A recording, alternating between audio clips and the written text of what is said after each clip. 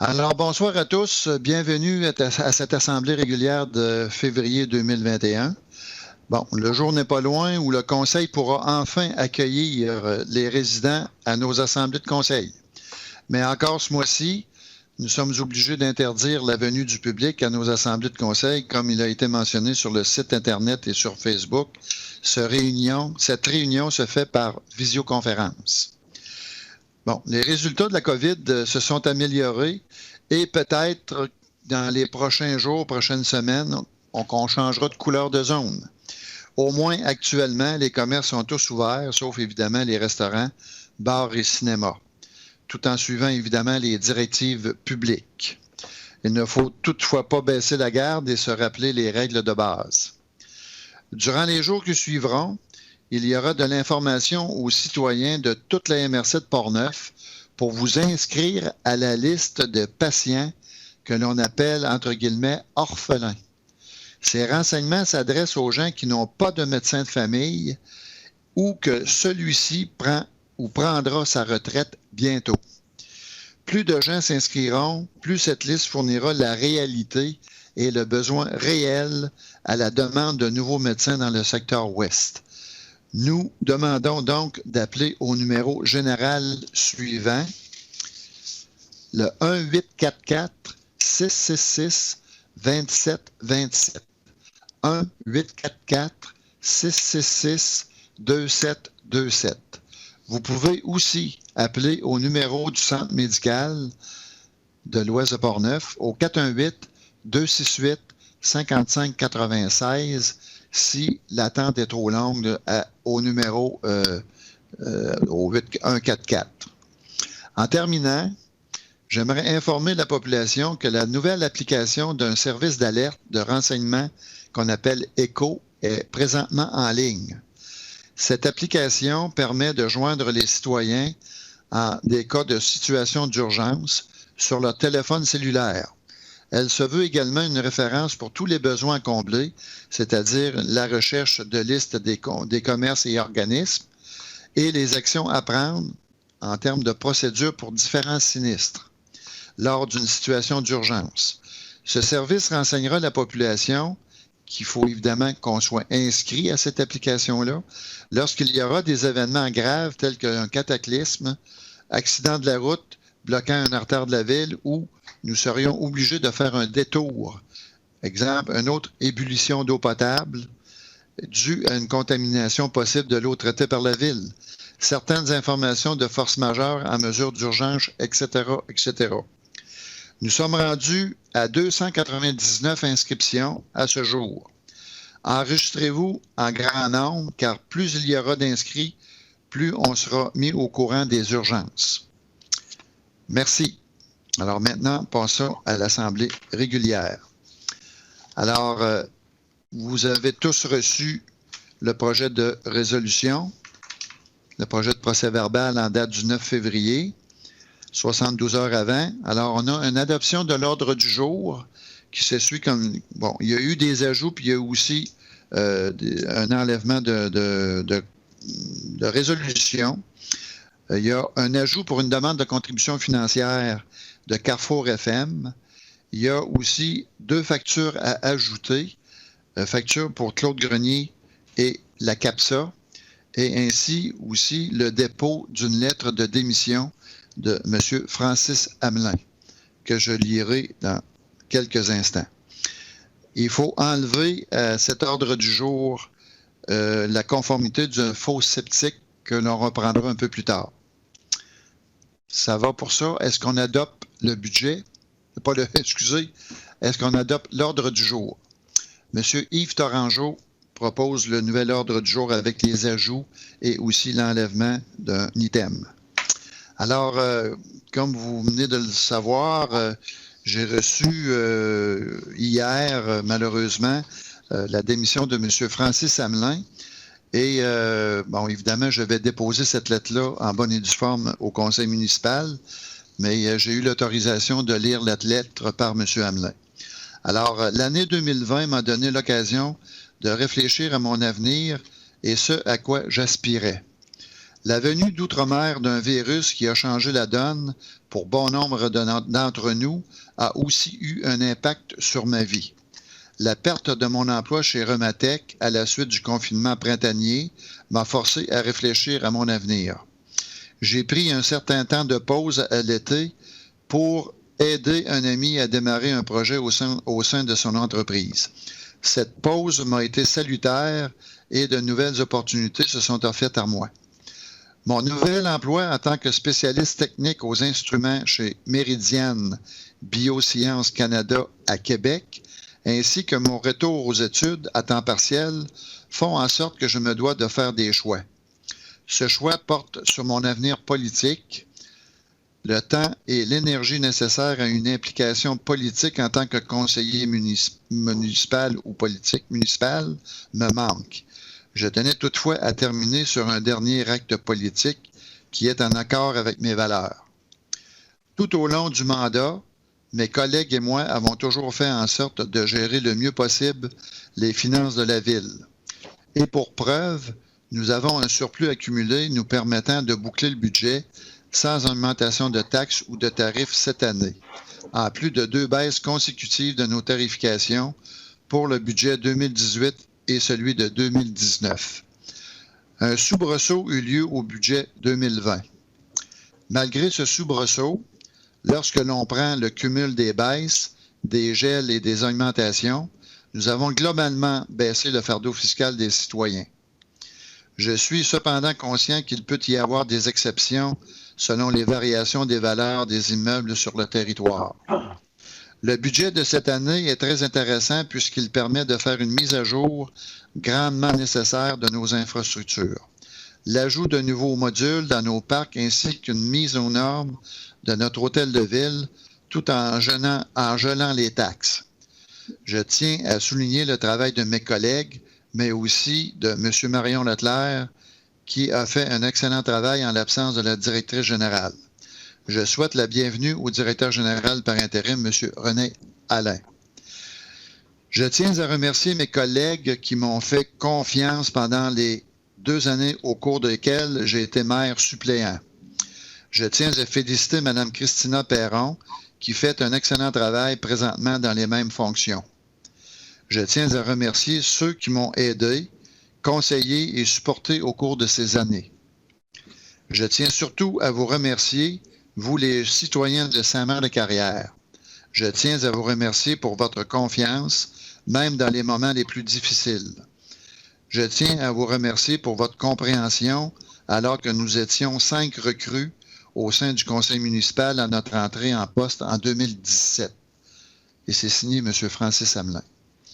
Alors, évidemment, au nom du conseil municipal et à mon nom personnel, M. Hamelin, on vous souhaite la meilleure des chances dans vos projets futurs.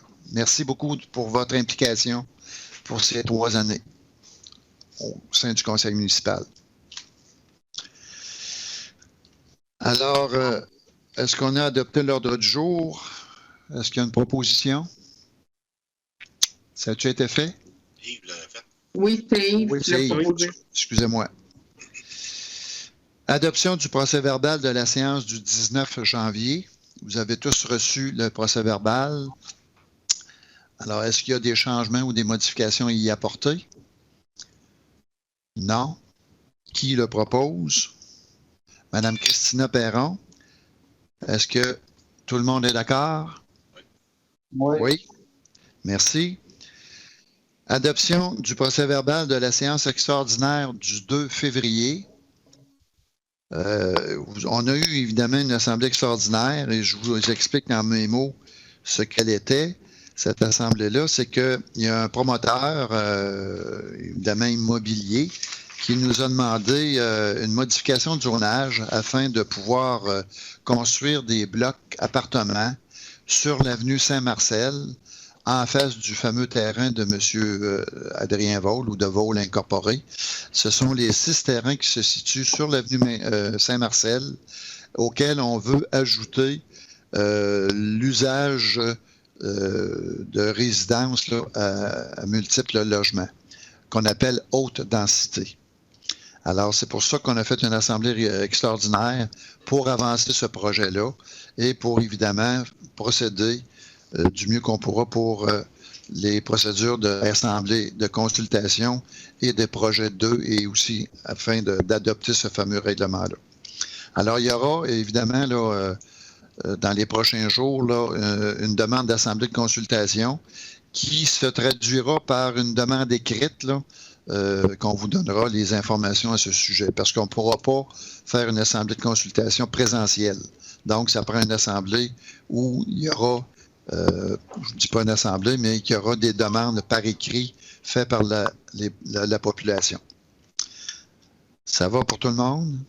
Alors, qui propose l'avis de motion? Excusez. Ça, c'est beau. Assemblée du procès-verbal. Qui propose l'assemblée extraordinaire, le projet?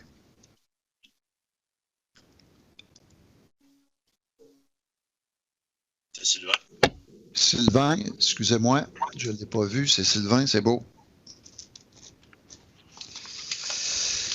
Bon, le mot du maire.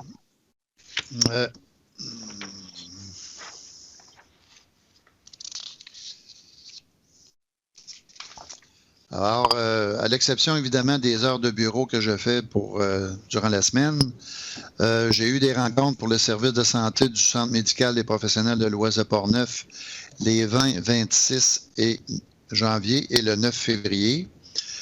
Le 29 janvier, j'ai eu aussi un comité santé régional et le 5 février, on a eu une conférence de presse où on a vraiment publicisé la fameuse demande d'inscription pour tous les orphelins dans la MRC de Portneuf.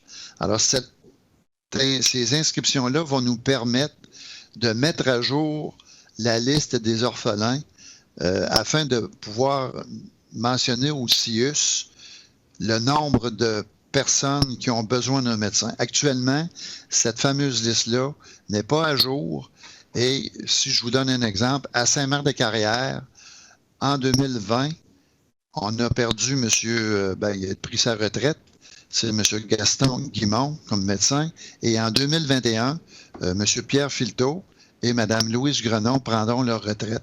Alors, ce sont des personnes ou des patients qui viennent de perdre leur médecin, mais évidemment, par l'ajout ou par votre inscription à la liste, vous aurez un nouveau médecin au Centre médical et professionnel de l'Ouest de Portneuf. J'ai eu aussi un caucus le 26 janvier et le 2 février au conseil municipal, une assemblée extraordinaire le 2, cette modification qu'on vient de mentionner d'un usage de haute densité. Alors, c'est pas mal, évidemment qu'en 3 semaines, ça passe assez vite. Alors, voici le mot du maire. On est rendu à l'item avis de motion et projet de règlement. L'avis de motion qui consiste à modifier notre règlement 258 afin d'ajouter un article sur les frais d'intérêt concernant la sous-traitance, puis la main-d'œuvre et excavation. Alors, quand quelqu'un fera une demande de connexion de service public, il y aura cet ajout-là pour confirmer puis constater aussi qu'il y aura des frais d'intérêt si on dépasse le fameux 30 jours. Alors, qui propose ou qui fait l'avis de motion?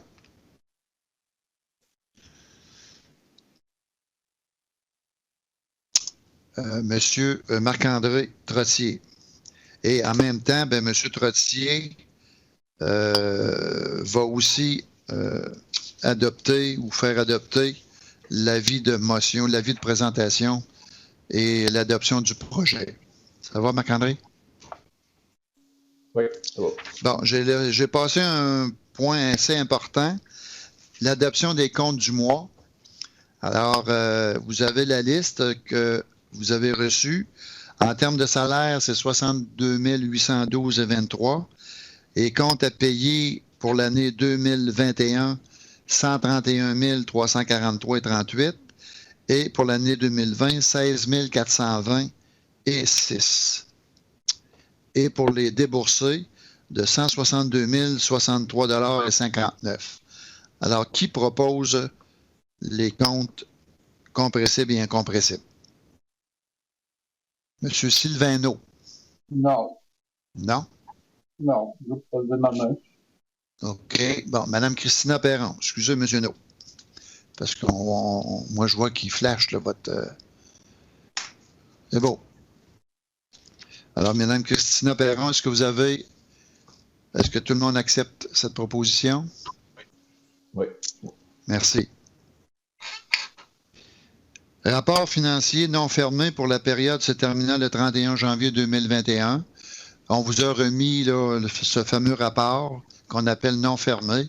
Au moins, ça vous indique là, toutes les dépenses et revenus qui ont été passés du 1er au 31 janvier.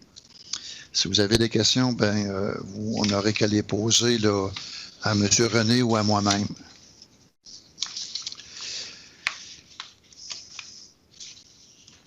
Adoption du projet, si on le fait.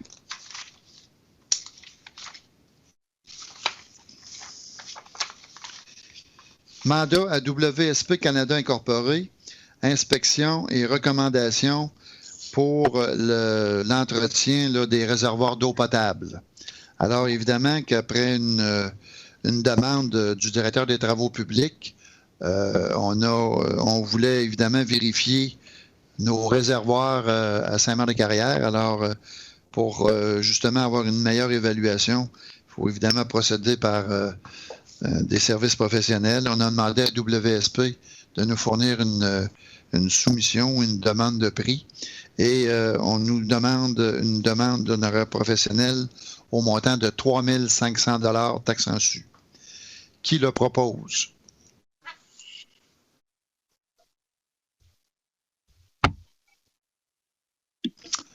Monsieur Yves Torangeau. Est-ce que tout le monde est d'accord avec ça? Oui. Ça va. Extension des permis suite aux investissements.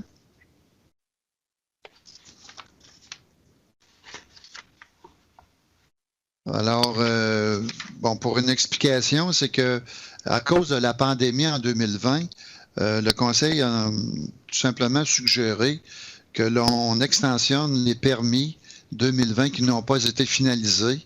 Alors, c'est pour ça que pour 2021, il n'y aura pas de prix ou d'ajout ou d'extension à payer pour les permis qui n'ont pas été finalisés en 2020. Ils pourront se continuer en 2021.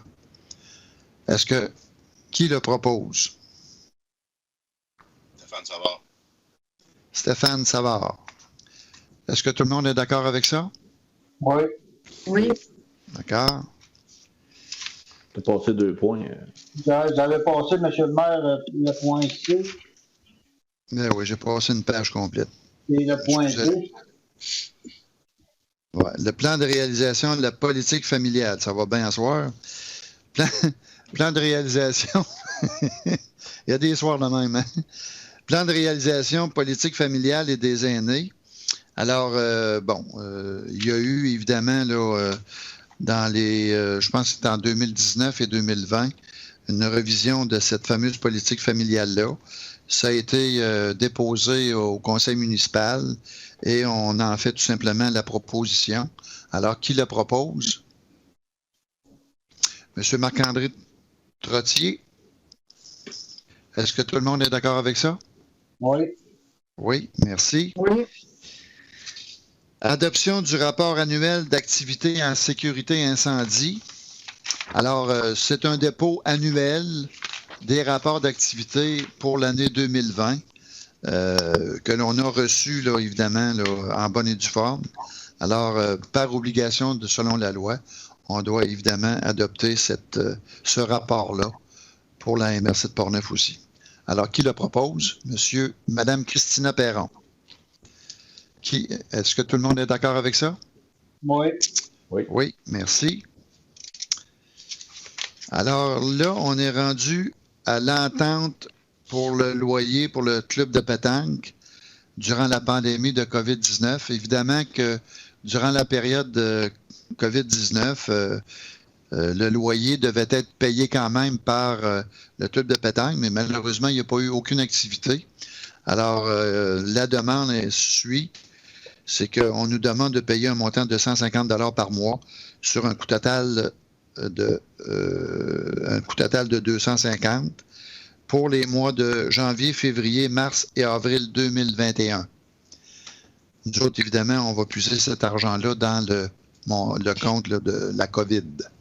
Alors, qui propose cette demande? Stéphane Savard. Madame Christina Perron.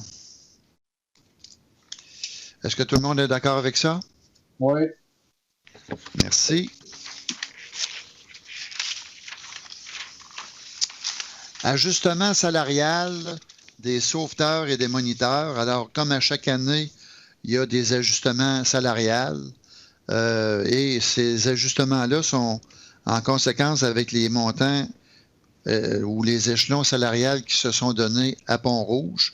Et nous autres, à Saint-Marc, on donne 1 $ de moins que tout ce qui est échelle salariale des moniteurs et sauveteurs à la piscine de Pont-Rouge. Alors, qui propose ce montant-là? Monsieur Marc-André Trottier. Est-ce que tout le monde est d'accord avec ça? Oui. Merci. Entretien des aménagements, traitement des pelouses et fourniture des plants des arbustes. J'ai changé le mot entretien pour traitement parce que j'avais peur qu'on associe le mot entretien à la tonte de pelouse, là.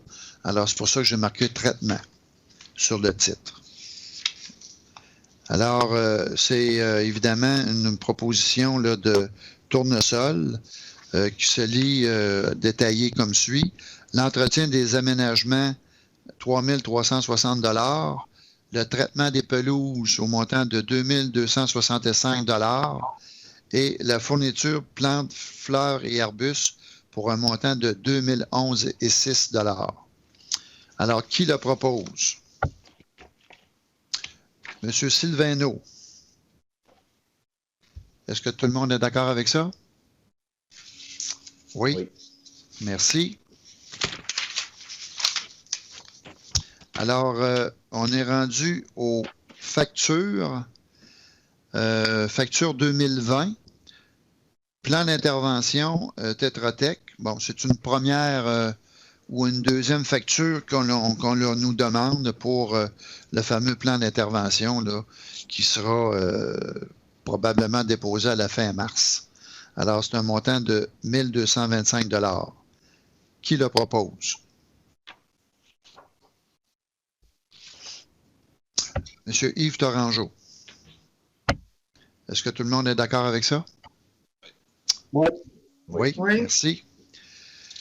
Facture, programme de gestion des actifs. Bien, encore une fois, c'est une première ou une deuxième facture à payer sur ce fameux rapport-là qui va être aussi déposé à la fin mars. Alors, qui le propose? Et de combien la facture, M. le maire?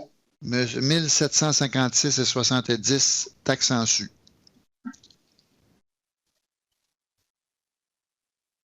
Stéphane Savard. Tout le monde est d'accord? Oui. Merci.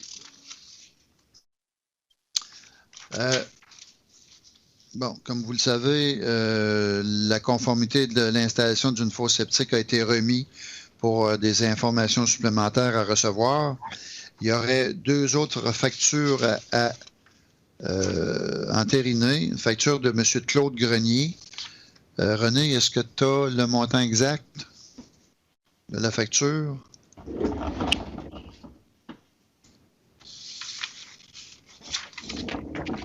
Excusez. 1037,72, c'est ça? 1037,72 avant taxe, oui. Taxe en su. Alors, qui le propose? Monsieur Stéphane Savard. Est-ce que tout le monde est d'accord avec ça? Oui. Oui. Oui. Merci. Facture CAPSA. Est-ce que tu as la facture, René, proche? Ou, Oui. au montant de? La facture CAPSA au montant de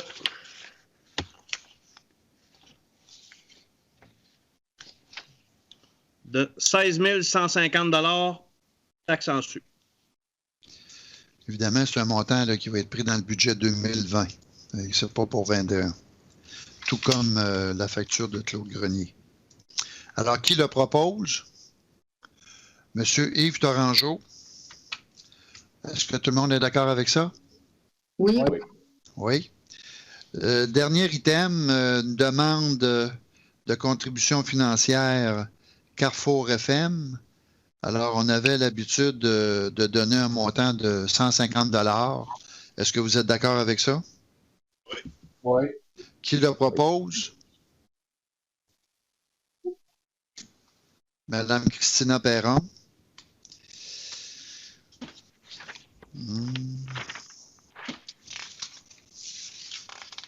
Alors, malheureusement ou heureusement, dépendamment des circonstances, on n'a pas reçu de questions selon l'ordre du jour qui paraissait sur le site Internet et Facebook. Alors, on est rendu à la levée de la séance. Qui fait la levée? Madame Christina Perron. Levée à 20h22. Pas d'autres points? Tout est réglé? Merci beaucoup et on se dit à la prochaine. Bonsoir à tous. Merci, bonne soirée. Bye bye. Bonne soirée.